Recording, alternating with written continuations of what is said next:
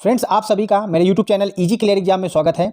आज के इस वीडियो में हम भारत के महापुरुष डॉक्टर भीमराव अंबेडकर से संबंधित जितने भी आगामी प्रतियोगी परीक्षाओं से संबंधित महत्वपूर्ण प्रश्न बन सकते हैं उनको हल करेंगे। तो दोस्तों, वीडियो को अंत तक जरूर देखिएगा। यदि आपको यह वीडियो पसंद आए तो इसको लाइक, शेयर और सब्सक्राइब करना ना भूलें। तो वीडियो को शुरुआत करते हैं और प्रश्न नंबर 1 है, डॉक्टर भीमराव अंबेडकर का जन्म कहाँ हुआ था?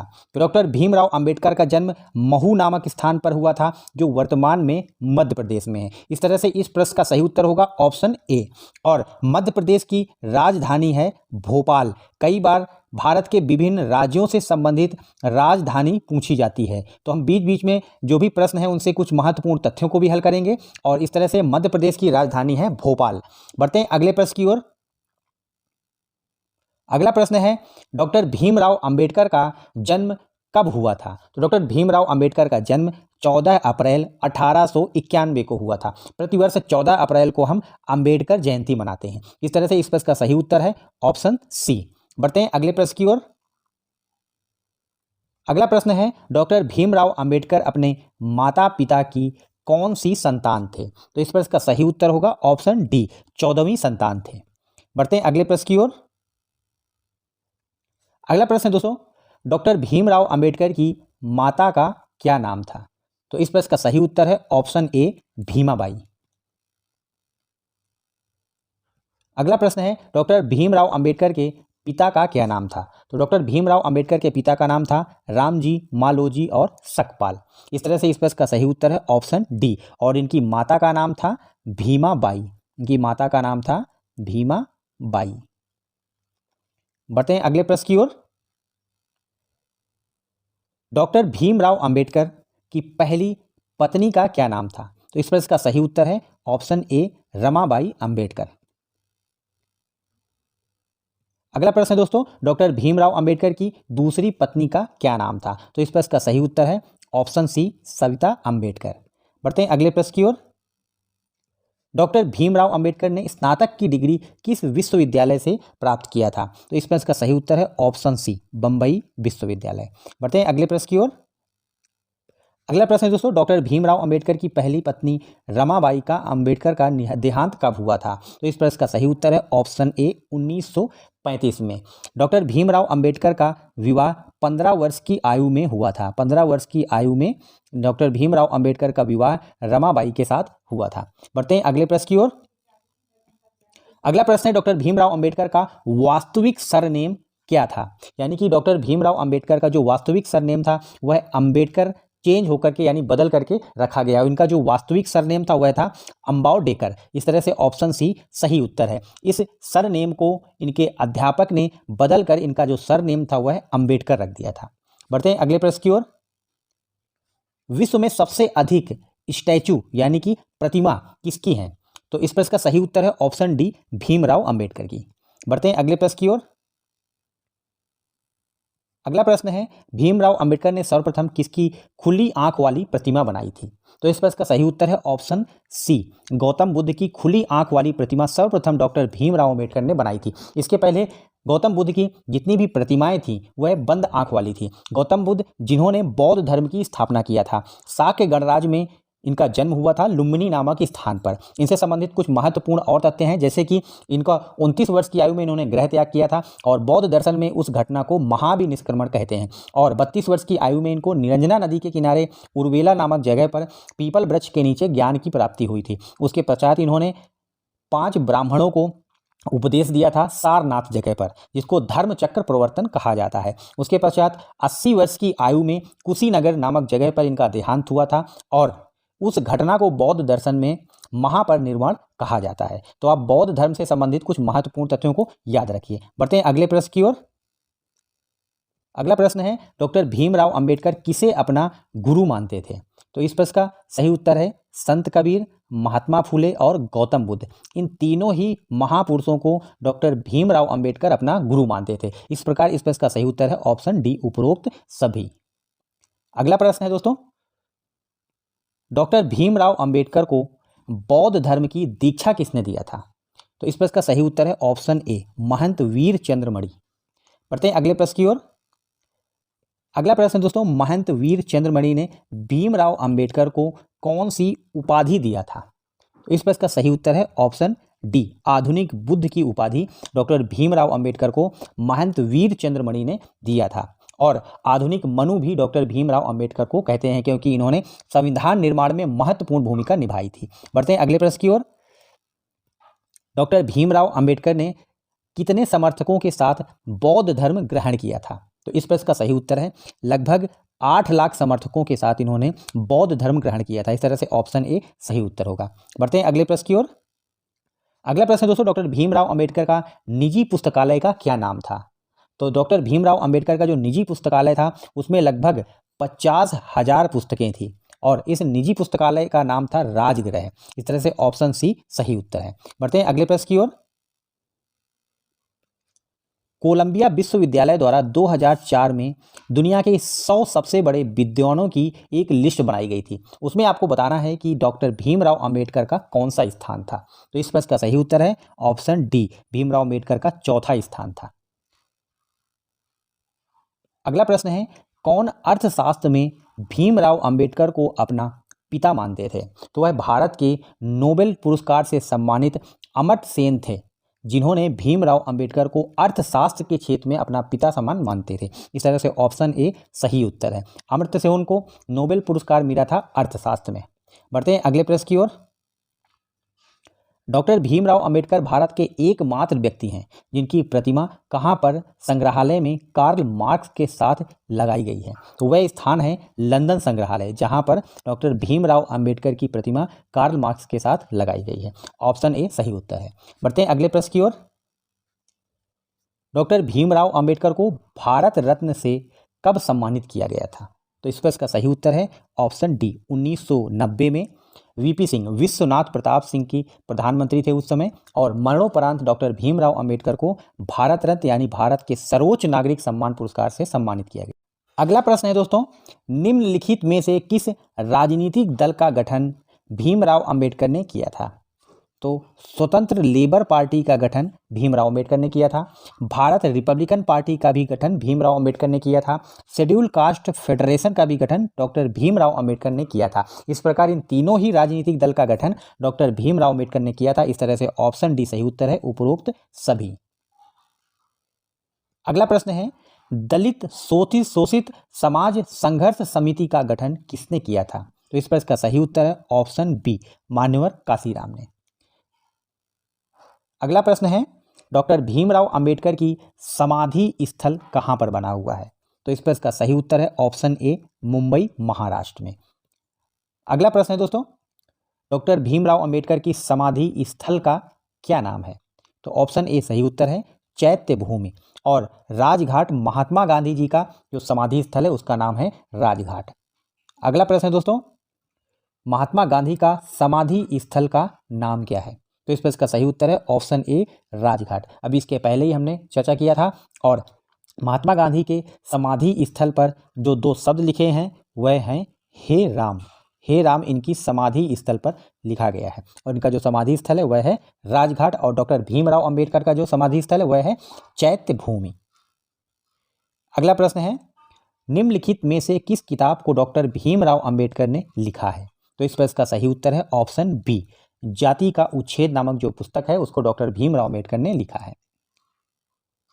अगला प्रश्न है, पानी पीने के लिए सत्याग्रह करने वाले प्रथम और एकमात्र भारतीय, तो वह हैं डॉक्टर भीमराव अंबेडकर, जिन्होंने पानी पीने के लिए सत्याग्रह किया था। यानी कि जो आधुनिक भारत में स्वतंत्रता प्राप्ति के पहले जो छुआछूत की समस्या थी उसे निजात पाने के लिए उन्होंने पानी पीने के लिए संघर्ष किया था, यानी सत्याग्रह या आंदोलन किया था। बढ़ते हैं अगले प्रश्न की ओर। रुपए की समस्या, उद्धव और समाधान किताब के लेखक कौन है? तो इस प्रश्न का भी सही उत्तर है option A, doctor Bhimrao Ambedkar. अगला प्रश्न है, पूना पैक्ट भीमराव अंबेडकर और किसके मध्य में हुआ था? तो पूना पैक्ट महात्मा गांधी और डॉक्टर भीमराव अंबेडकर के मध्य हुआ था। ऑप्शन ए सही उत्तर होगा। बढ़ते हैं अगले प्रश्न की ओर। डॉक्टर भीमराव अंबेडकर और महात्मा गांधी के मध्य जो पूना पैक्ट हुआ था वह कब संपन्न हुआ था? तो वह 24 सितंबर 1932 को संपन्न हुआ था। इस तरह से ऑप्शन सी सही उत्तर है। फ्रेंड्स अगला प्रश्न है, महात्मा गांधी ने कम्युनल अवार्ड के विरोध में कहां पर आमरण अनशन किया था? तो इस प्रश्न का सही उत्तर है दोस्तों ऑप्शन ए, यरवदा जेल में। बढ़ते हैं अगले प्रश्न की ओर। तीनों गोलमेज सम्मेलन में भाग लेने वाला एकमात्र भारतीय, तो वह थे डॉक्टर भीमराव अंबेडकर, जिन्होंने तीनों गोलमेज सम्मेलन में भाग लिया था। इस तरह से ऑप्शन डी सही उत्तर है। बढ़ते हैं अगले प्रश्न की ओर। दूसरा गोलमेज सम्मेलन 1931 में हुआ था और उसमें कांग्रेस का प्रतिनिधित्व किसने किया था? तो महात्मा गांधी ने दूसरे गोलमेज सम्मेलन में 1931 में कांग्रेस का प्रतिनिधित्व किया था। इस तरह से ऑप्शन बी सही उत्तर है। और डॉक्टर भीमराव अंबेडकर एकमात्र भारतीय थे जिन्होंने तीनों गोलमेज सम्मेलन में भाग लिया था। बढ़ते हैं अगले प्रश्न की ओर। किसने बहिष्कृत हितकारिणी सभा की स्थापना किया था? तो इस प्रश्न का सही उत्तर होगा option D, doctor Bhimrao Ambedkar. बढ़ते हैं अगले प्रश्न की ओर। निम्न में से किस पत्रिका को डॉक्टर भीमराव अंबेडकर ने शुरू किया था? तो दोस्तों वह पत्रिका थी मूक नायक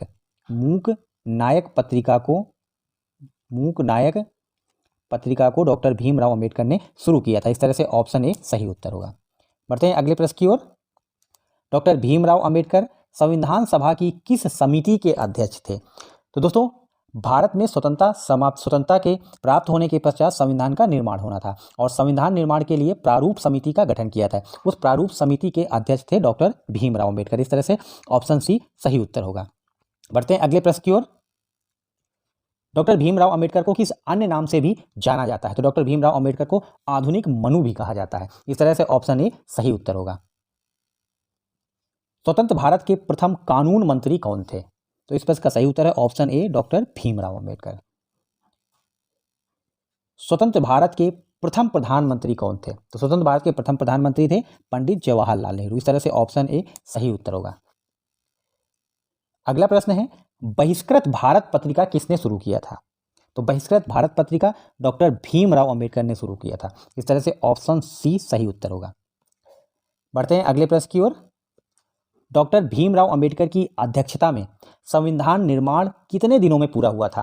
तो दोस्तों संविधान सभा ने प्रारूप समिति का गठन किया था जिसमें 7 सदस्य थे और उसके अध्यक्ष थे डॉक्टर भीमराव अंबेडकर। इस समिति ने 2 वर्ष 11 माह और 18 दिन 2 वर्ष 11 माह और 18 दिन में संविधान का निर्माण पूरा किया था। इस तरह से ऑप्शन डी सही उत्तर है। और लगभग 60 देशों के संविधानों का अवलोकन किया गया था और इसमें 64 लाख रुपए कम से कम खर्च हुए थे।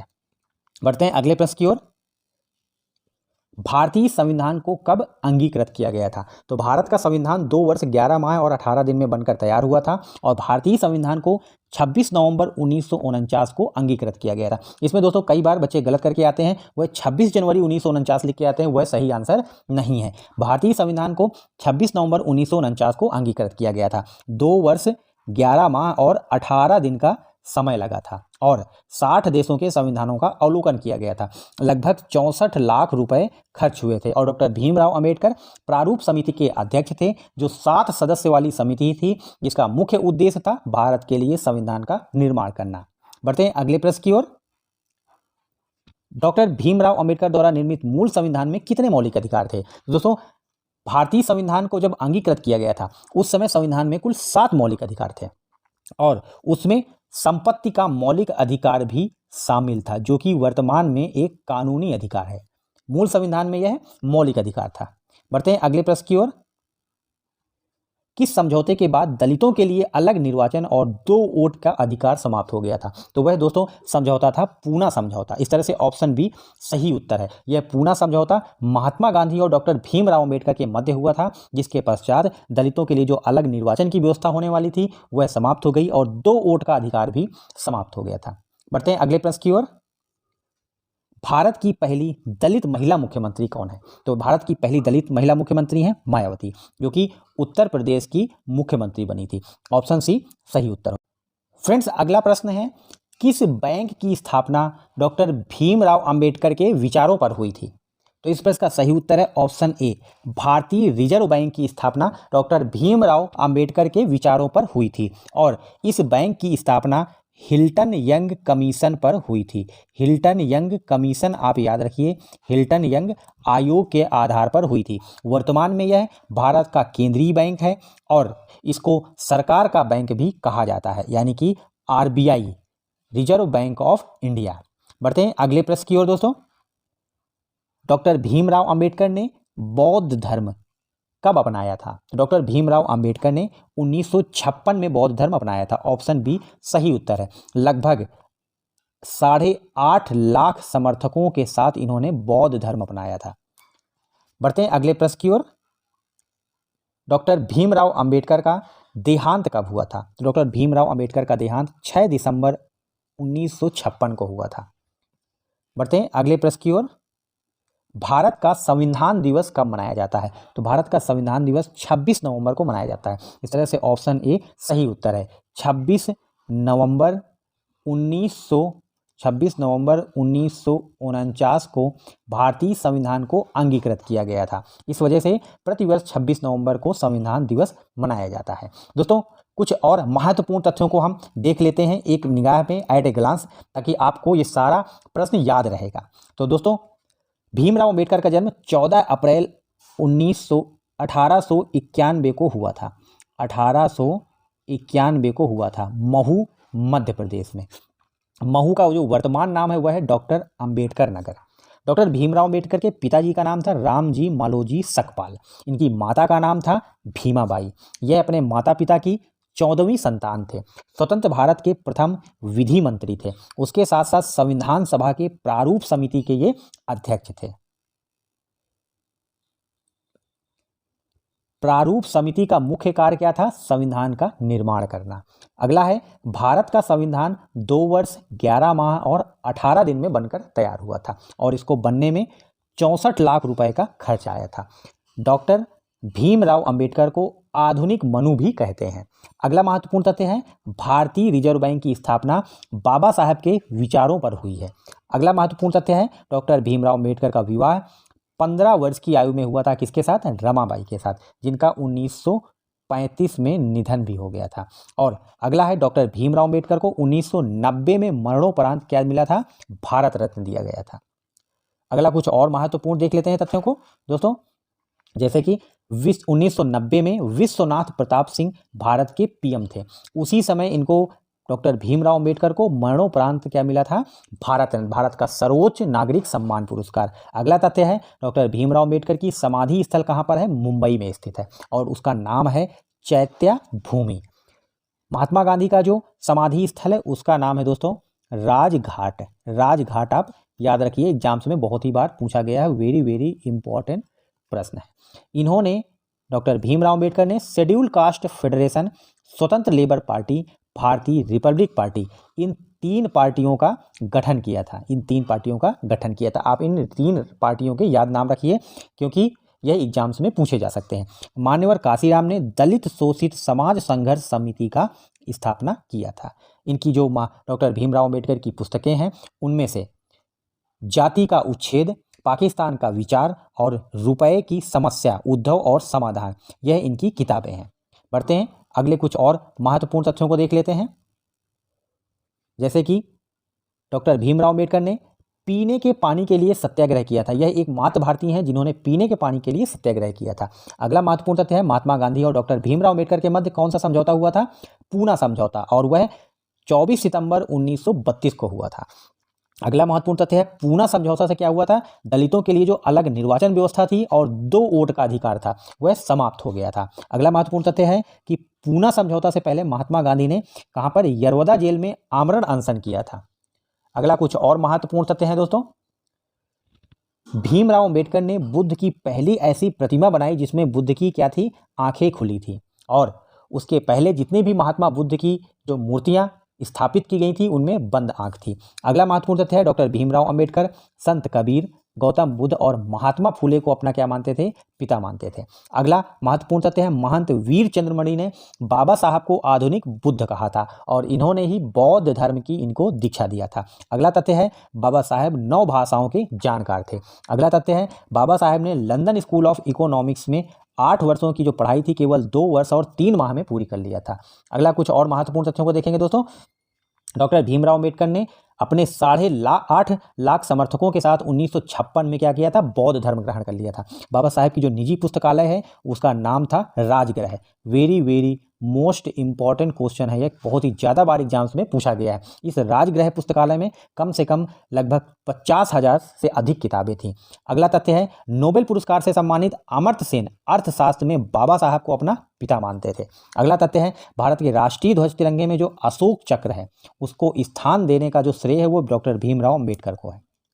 बताएं अगले और कुछ महत्वपूर्ण तथ्यों को देखेंगे दोस्तों, जैसे कि डॉक्टर भीमराव अंबेडकर एकमात्र भारतीय हैं जिनकी प्रतिमा लंदन में कार्ल मार्क्स के साथ लगी है। बहुत ही ज़्यादा बार एग्जाम्स में यह भी प्रश्न आया है दोस्तों। भीमराव अंबेडकर का वास्तविक सरनेम अम्बावडेकर था, जिसको उनके अध्यापक ने बदलकर अंबेडकर कर दिया था। दोस्तों आपको यदि ये वीडियो पसंद आया है तो इसको आप लाइक शेयर सब्सक्राइब जरूर कीजिएगा। और कुछ महत्वपूर्ण तथ्यों को देखते हैं दोस्तों, जैसे कि बाबा साहेब विदेश जाकर अर्थशास्त्र में जो PhD प्राप्त की थी वह डिग्री प्राप्त करने वाले प्रथम भारतीय हैं। अगला और महत्वपूर्ण तथ्य है, बाबा साहब को विभिन्न पुरस्कार और सम्मान मिले थे। उनमें से बोधिसत्व 1956 में, मरणोपरांत भारत रत्न 1990 में, VP सिंह विश्वनाथ प्रताप सिंह की उस समय PM थे, और तीसरा है Colombia ahead of the year time 2004। कुछ और महत्वपूर्ण तथ्यों को देखेंगे दोस्तों, 29 अगस्त 1947 को प्रारूप समिति का इनको अध्यक्ष चुना गया था। इसका मुख्य कार्य था संविधान का निर्माण करना। भारत की पहली दलित महिला मुख्यमंत्री हैं मायावती। अगला तथ्य है, मूल संविधान में कुल कितने 7 मौलिक अधिकार थे, लेकिन वर्तमान में 6 मौलिक अधिकार है, क्योंकि संपत्ति का जो मौलिक अधिकार था उसको संविधान से मौलिक अधिकारों की सूची से हटा दिया गया था। अगला तथ्य है, अनुच्छेद 17 के द्वारा छुआछूत को अपराध बनाया गया है, यानी छुआछूत को समाप्त कर दिया गया है, अस्पृश्यता का अंत किया गया है। अगला तथ्य है, 20 मार्च 1927 को महाड़ शहर में अछूत समुदाय को भी शहर के चौदार तालाब से पानी लेने का अधिकार भी दिलाया था। किसने? डॉक्टर भीमराव अंबेडकर ने। अगला महत्वपूर्ण तथ्य है, पूना समझौता 24 सितंबर 1932 को महात्मा गांधी और डॉक्टर भीमराव अंबेडकर के मध्य हुआ था। बढ़ते हैं, कुछ और तथ्यों को देखेंगे दोस्तों। डॉक्टर भीमराव अंबेडकर एकमात्र भारतीय हैं जिन्होंने तीनों गोलमेज सम्मेलन में भाग लिया था। महात्मा गांधी ने दूसरे गोलमेज सम्मेलन में भाग लिया था। अगला तथ्य है, भारतीय संविधान को 26 नवंबर 1949 को अंगीकृत किया गया था। प्रतिवर्ष 26 नवंबर को हम संविधान दिवस भी मनाते हैं। अगला तथ्य है, डॉक्टर भीमराव अम्बेडकर ने मूक नायक, प्रबुद्ध भारत और बहिष्कृत भारत इन तीनों ही पत्रिकाओं का संपादन किया था। आप इनको याद रखिए क्योंकि ये तीनों ही जो पत्रिकाएं हैं यह एग्जाम से बहुत ही ज़्यादा बार पूछी गई हैं। अगला तथ्य है, अछूतों को शिक्षा प्रदान करने के उद्देश्य से बाबा साहब ने बहिष्कृत हितकारिणी सभा की स्थापना किया था। अगला कुछ और महत्वपूर्ण तथ्यों को देखते हैं दोस्तों। 26 नवंबर को संविधान दिवस मनाया जाता है। अगला महत्वपूर्ण तथ्य है, शिक्षा का जो अधिकार है संविधान में क्या है? मौलिक अधिकार है। भारत में शिक्षा का अधिकार एक मौलिक अधिकार है। अगला तथ्य है, धार्मिक स्वतंत्रता का अधिकार भी भारत में मौलिक अधिकार है। भारत में वर्तमान में संविधान में कुल कितने? 6 मौलिक अधिकार हैं। समानता का अधिकार, स्वतंत्रता का अधिकार, शोषण के विरुद्ध अधिकार, धार्मिक स्वतंत्रता का अधिकार और संवैधानिक उपचारों का अधिकार और सांस्कृतिक अधिकार। ये 6 मौलिक अधिकार आप इनको याद रखिए, एग्जाम से बहुत ही ज़्यादा बार पूछे गए हैं।